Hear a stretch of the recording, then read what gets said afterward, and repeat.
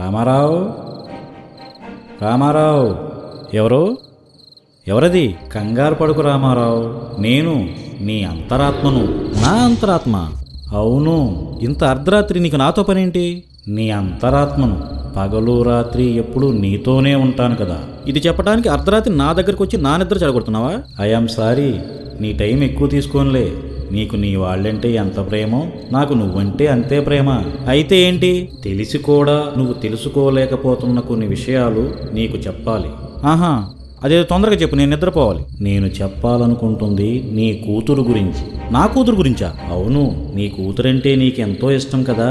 మరి ఆమె చదువు గురించి ఎప్పుడైనా పట్టించుకున్నావా? ఏం మాట్లాడుతున్నావు నువ్వు? పట్టించుకుంటాను కాబట్టే నా కూతుర్ని డాక్టర్ని చేయాలని పెద్ద కాలేజీలో చదివిస్తున్నావు. కానీ నీ కూతురికి ఇష్టం లేని చదువు చదివిస్తున్నావు కదా, అది నువ్వెలా చెప్పగలవు? నేను నీ అంతరాత్మను. ఏ చదువు భవిష్యత్తులో ఉపయోగపడుతుందో దానికేం తెలుసు? చిన్నపిల్ల.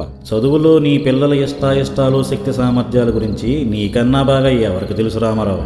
ఇక్కడ ఇష్టాయిష్టాలు, శక్తి సామర్థ్యాలు కాదు కావాల్సింది, కష్టపడాలి. అప్పుడే ఏదైనా సాధించగలం. కష్టపడి కాదు, ఇష్టపడి చదవాలి. ఇష్టం లేని చదువుని కష్టపడి చదవండి బలవంత పెట్టడం ఎంతవరకు కరెక్ట్ రామారావు?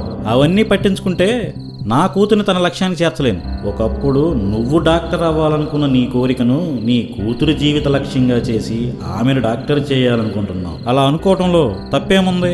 ముమ్మాటికి తప్పే. ఎందుకంటే ఇష్టం లేని చదువు చదవలేక, అర్థం కాక, తన తల్లిదండ్రుల్ని కాదనలేక, కాలేజీలో ఒత్తిడి తట్టుకోలేక నీ కూతురు ఎంత ఇబ్బంది పడుతుందో ఏనాడైనా గుర్తించేవా రామారావు? నీ మాటల గారడీతో నన్ను కన్ఫ్యూజ్ చేయకు. రేపు నా కూతుర్ని కాలేజీలో దిగబెట్టడానికి వెళ్ళాలి.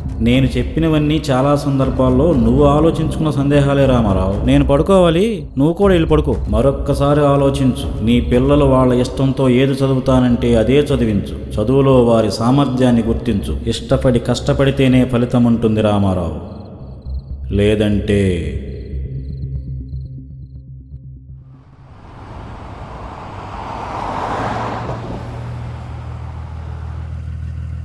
ఈ గవర్నమెంట్ రూల్స్తో మన కాలేజెస్ నడిపితే నెక్స్ట్ ఇయర్ అడ్మిషన్స్ టైంకి మన కేల్కతం దుకాన్ బంద్. అలాంటి పరిస్థితి ఏం రా సార్, త్వరలో ఎలక్షన్స్ ఉన్నాయి కదా. ఆ పార్టీ ఈ పార్టీ అని కాకుండా అందరికీ పార్టీ ఫండ్ ఇవ్వండి.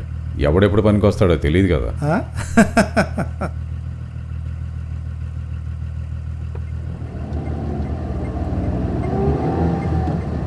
అదిగో చైర్మన్ వచ్చినట్లు. మీడియా వాళ్ళంతా ఇక్కడ ఉన్నారు సార్. వీళ్ళు మమ్మల్ని వదిలేయట్లేరు.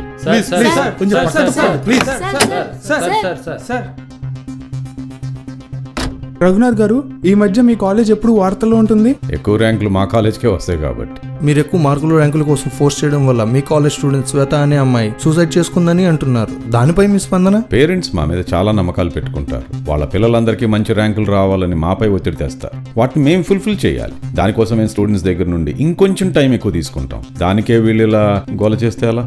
మేము పిల్లలకి మంచి భవిష్యత్తు ఇవ్వాలని కోరుకుంటాం, చనిపోవాలని ఎందుకు అనుకుంటాం? కానీ ప్రతి సంవత్సరం విద్యార్థులు సూసైడ్ కేసులు పెరుగుతూనే ఉన్నాయి.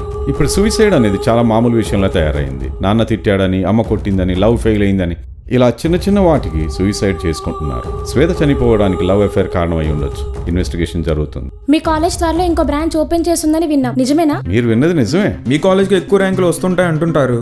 మరి ఆ క్రెడిట్ స్టూడెంట్స్ కాదంటారా? What is this non sense? ఇంకా ఎన్ని రోజులు ఏడుపులు, ఇంటర్వ్యూలు, ఇన్వెస్టిగేషన్లు? ఇలా అయితే మనం కాలేజ్ నడపడం చాలా కష్టం. శ్వేత సూసైడ్ కేసు విషయం ఎంతవరకు వచ్చింది? సార్ ఆ పనిలోనే ఉన్నాను సార్. లాస్ట్ ఇయర్ కన్నా ఈ ఇయర్ ఇన్కమ్. అవును సార్. మన కాలేజీలో బాగా రన్ అవ్వాలంటే బాగా ఇన్కమ్ పెరగాలి. ఇన్కమ్ పెరగాలంటే ఎక్కువ స్టూడెంట్స్ జాయిన్ అవ్వాలి. అలా జరగాలంటే మన కాలేజెస్కే ఎక్కువ ర్యాంకులు రావాలి. ఎక్స్ట్రా క్లాసులు పెడతారో లేదంటే హాలిడేస్లో కూడా క్లాసులు పెట్టి చదివిస్తారో అది మీ ఇష్టం. But I want ranks, that's it. మరీ ప్రెషర్ ఎక్కువైతే స్టూడెంట్స్ ఇబ్బంది పడతారు సార్. లక్షల్లో ఫీజులు కడుతున్నారు. ర్యాంక్స్ రాకపోతే వాళ్ళ పేరెంట్స్ మమ్మల్ని ఇబ్బంది పెడతారు. అవును సార్. ఓకే సార్, నమస్తే సార్.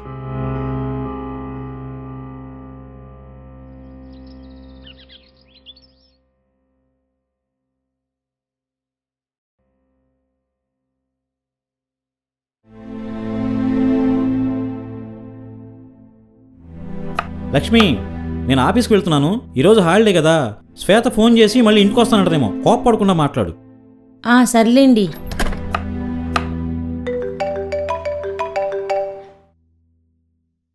నాన్న తలుచుకోవటం, కూతురు ఫోన్ చేయటం. హలో హలో అమ్మా. శ్వేత ఎలా ఉన్నావే? ఈరోజు ఏదోలా ఉందమ్మా. ఏమైందమ్మా? ఈరోజు హాలిడే కదా, నీ ఫ్రెండ్స్తో ఎక్కడికి వెళ్ళటం లేదా? లేదమ్మా, ఈరోజు కూడా స్పెషల్ క్లాసెస్ అంట. ఓ అదా నీ ప్రాబ్లం.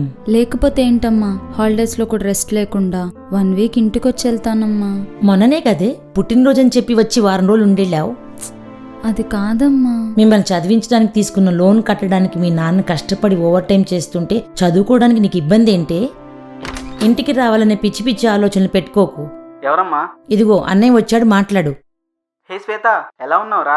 ఏంటి మీ కాలేజ్ న్యూస్? ఇవాళ హాలిడే కదా, జాలీడేగా గడిపే. ఇంకిక్కడ ఉండలేనురా, ఇంటికొచ్చేస్తాను. ఏమైంది శ్వేత? ర్యాంక్ అని ఒకటే ప్రెషర్ రా నా మీద. చదవలేకపోతున్నాను రా. ఓ అదా, ఎందుకే టెన్షన్ పడతావు? ఇంకా 6 monthsే కదా, ఓపిక్గా ఉండు. ఆ తర్వాత హాలిడేస్. కాలేజ్లో ఏదో ఒకటి చెప్పి పర్మిషన్ తీసుకొని నన్ను ఇంటికి తీసుకెళ్ళరా. నీ కాలేజ్ వాళ్ళు పర్మిషన్ ఇస్తారంటావా? నాకు నమ్మకం లేదు. సరేలే, నాకు ఫోన్ వస్తుంది, నేను తర్వాత మాట్లాడతా. బాయ్. అన్నయ్య హలో.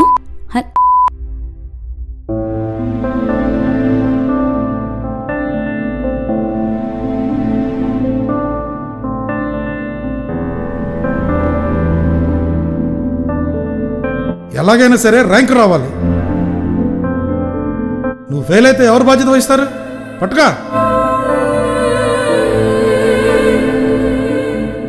లోన్ కట్టడానికి మీ నాన్న కష్టపడి ఓవర్ టైం చేస్తుంటే చదువుకోవడానికి నీకు ఇబ్బంది ఏంటి?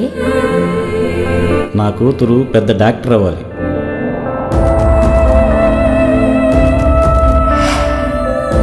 నేను పెద్ద క్లాసికల్ డాన్సర్ అవుతానా అన్న? డాన్స్లో యాక్టింగ్లో అన్నం పెట్టవు. నువ్వు భరతనాట్యం నేర్చుకుంటావా?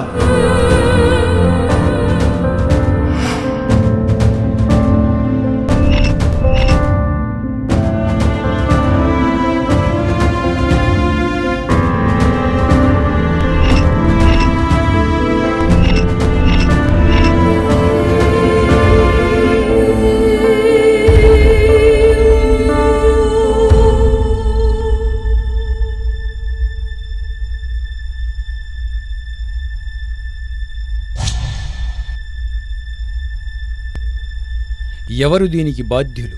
ఈ దుస్థితికి కారణం విద్యా వ్యవస్థలే అని తల్లిదండ్రులే అని విద్యా వ్యవస్థలు, ప్రభుత్వ విధానాలే కారణమని మరికొందరు, ఇలా ఒకరికొకరు వేలెత్తి చూపుకుంటూ మనమందరం బాధ్యులం అవుతున్నాం.